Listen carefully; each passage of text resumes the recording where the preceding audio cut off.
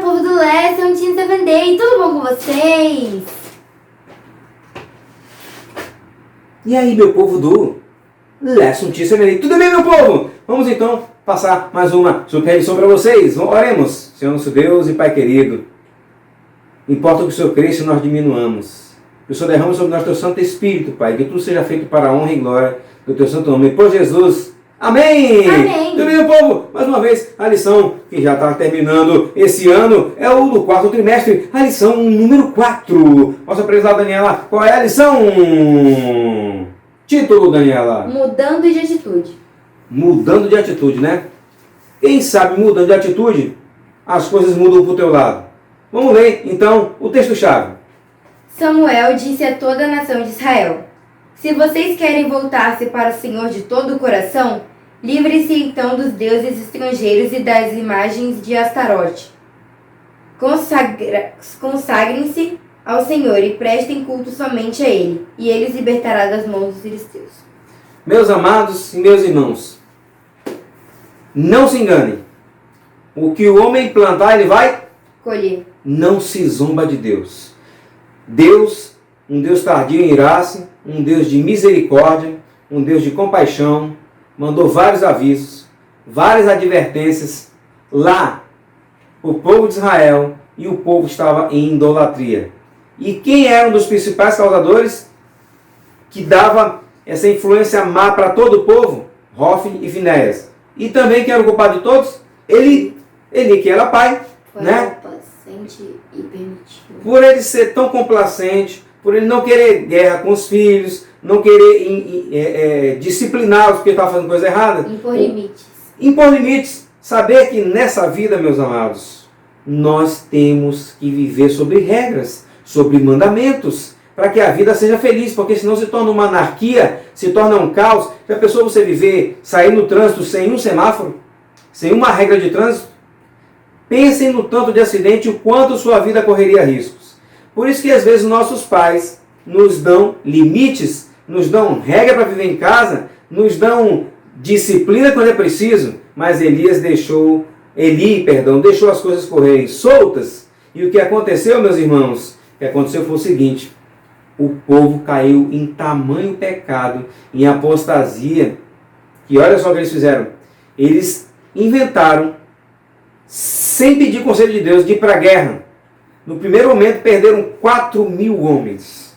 Meu povo, você tem que buscar o Senhor e a sua orientação para tudo na sua vida, seja para comprar um par de meia, seja para comprar um carro, uma casa, o que for. Busque primeiro ao Senhor, orai sem cessar, buscai o conselho do Senhor. Mas, meu povo, eles acharam que não tinham perdido a guerra. Foram lá e pegaram a arca de Deus, mais uma vez, sem o conselho de Deus. E eu vou te falar, meus irmãos, começaram a gritar, a cantar a vitória quando eles chegaram lá, meu povo. Os filisteus sabiam que a arca de Deus era a presença de Deus. Eles se reuniram com toda a força, com toda a malignidade. E naquele dia, Israel perdeu 32.000 homens. Sabe o que é isso, meu povo? Falta de comunhão de Deus. Falta de comunhão, falta de buscar o Senhor, falta de arrependimento, né? Morreu Hofni e Finéias. Olha só, meu povo, quanta coisa má e ruim aconteceu. Por quê? Porque eles estavam distantes de Deus, porque não ouviram os avisos de Deus, as advertências do Senhor. Meus irmãos, será que às vezes a gente está deixando de ouvir o conselho do Senhor, o conselho dos pais, o conselho dos mestres, dos professores, do pastor? Agora, sábado que vem é o dia do pastor. Será que você tem ouvido o seu pastor? Os seus pais? Meus irmãos, não ouviram o conselho do Senhor. E os filisteus, Deus na verdade se permitiu capturar, né? É que assim, ó, eles pensando que eles estavam com a Arca da Aliança, eles estavam ali manipulando Deus. E vou dizer uma coisa, meu povo, ali quando eles estavam deixando de obedecer os mandamentos de Deus, deixando de obedecer suas instruções, suas orientações, deixando de ouvir os seus avisos, a arca virou uma caixa simples. Porque o que tornava a caixa santa eram os mandamentos de Deus, que representam o caráter de Deus. Mas aí Deus queria ensinar uma lição, que sem Deus nós não somos nada. Ele queria ensinar uma lição tanto para Israel, que perdeu 36.000 homens, quanto para os filisteus. Que os filisteus começaram a cantar vitória e levaram para Asdod, na sua cidade, entendendo que tinham capturado Deus, colocaram diante de Dagon. Dagon era um deus que era cabeça, corpo de homem e daqui para baixo como se fosse um peixe. Primeiro dia deixaram lá do lado, espia. No outro dia, quando foram ver o que aconteceu, a estátua estava caída, debruçada, como que prostrada perante a arca. Eles acharam estranho, colocaram de novo. Na segunda noite, adivinha o que aconteceu? Chegaram lá, a cabeça estava cortada, os braços cortados e a estátua inclinada, demonstrando, sabe o quê? Que o braço é o poder, que aquilo não tinha poder nenhum. A cabeça era a razão, que aquilo não tinha consciência e nem tinha poder diante do Deus Todo-Poderoso. E sabe o que eles fizeram, meu povo? Começaram a ficar com medo, porque eles sabiam que aquele mesmo poder de Deus havia destruído todos os egípcios. Sabe o que aconteceu? Deus feriu a cidade com tumores nas suas partes íntimas. Na linguagem de hoje fala assim, tumores nas partes íntimas. Na linguagem de Ferreira Almeida, da outra Bíblia, assim que eles se encheram de hemorroidas. Meus irmãos, diz a linguagem, diz a Bíblia, que dava de ouvir a 1 quilômetro de distância aqueles que não morriam dessa praga.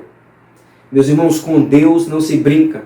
Não se brinca com a santidade de Deus, meus irmãos. Deus é um Deus santo. Aquela arca, só para vocês terem uma ideia, aquela arca, só o sumo sacerdote podia vê-la uma vez ao ano. Era uma vez que o santuário ele era espiado, o sacerdote entrava e de uma coisa, se o sacerdote tivesse um pecado, ele era fulminado vivo. Ele entrava com uma corda e com um monte de sininhos. Se parasse de tocar o sininho, podia puxar. Todo mundo que estava em volta tinha que confessar os seus pecados. Meus irmãos, Deus é um Deus santo. É um Deus perfeito. E nós devemos adorá-lo em sua santidade. Olha, não se brinca com Deus. Lembra daquele barco gigante que disse desse aqui nem Deus afunda? Não chegou na metade da viagem, o Titanic afundou. Meus irmãos, não se brinca com Deus. Devemos ter reverência na casa de Deus, sabe? Com as coisas santas e sagradas. Não se mistura santo com profano. Deus não divide a glória dele. Meu irmão, eles pegaram, tiraram a arca e mandaram para outra cidade. Gat era uma outra cidade filisteia. Meus irmãos, de novo, todas as pessoas se feriram e eles expulsaram para Ecrom. Quando chegou em Ecrom, outra cidade filisteia, eles disseram assim, vocês querem nos matar? Porque vocês estão mandando para cá? Meus irmãos, foi uma praga de ratos que destruiu toda a colheita, mais tumores, mais gente, foi uma coisa tremenda.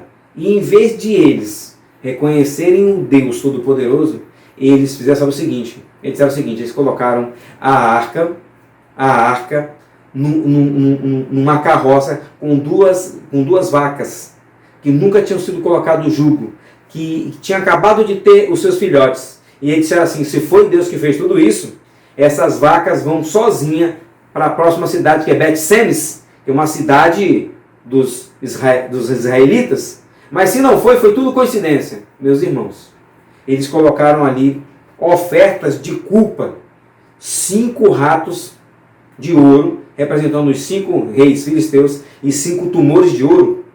Tipo assim, como se estivesse pedindo desculpa e perdão pelo que eles fizeram, de tentar limitar Deus. Deus não se limita, Deus é infinito, meu povo.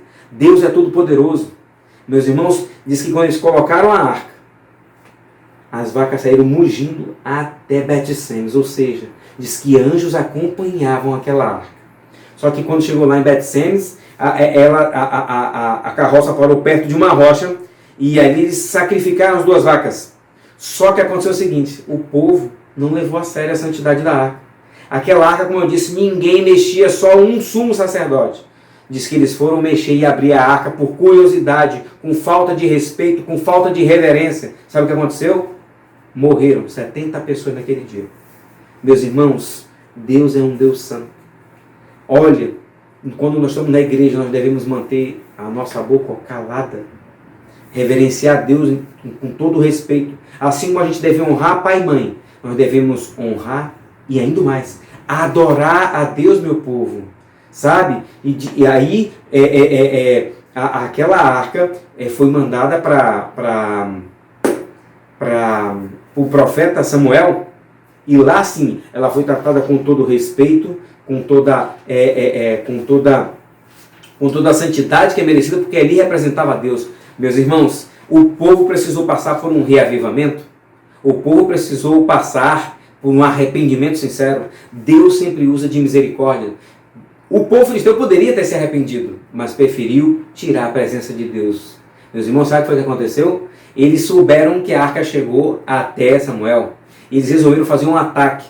E aí os israelitas ficaram sabendo. Se agora, Samuel, eles vão nos atacar e vão nos matar tudo aquilo que eles fizeram no passado. Nossa, e agora? Samuel fez só uma prece e disse: quem está com Deus? 1000 cairão ao seu lado, 10.000 ao seu direito, mas tu não serás atingido. Meus irmãos, Samuel fez uma oração tão poderosa. Eles reuniram vários exércitos. Foram todos dizimados e destruídos por uma forte tempestade. Com raios, com trovões, com relâmpagos, com tudo. Foram destruídos. O resto que sobrou, os israelitas mataram todos. Diz que eles passaram um tempão sem nenhum perigo mais com os filisteus. O que nós devemos aprender com essa lição? Que Deus não divide sua glória. Deus não divide sua glória com ídolos, com deuses. Os deuses não existem. Só existe um Deus, que é o Deus Todo-Poderoso. Deus é um Deus de santidade, não se brinca com Deus. Outra coisa, o que você plantar, você vai colher. De Deus não se zomba. Sagrado é sagrado. Né? Outra coisa, meus irmãos, nós devemos sempre contar com as misericórdias de Deus. Você viu que houve o juízo, mas houve sempre a misericórdia. Arrependimento.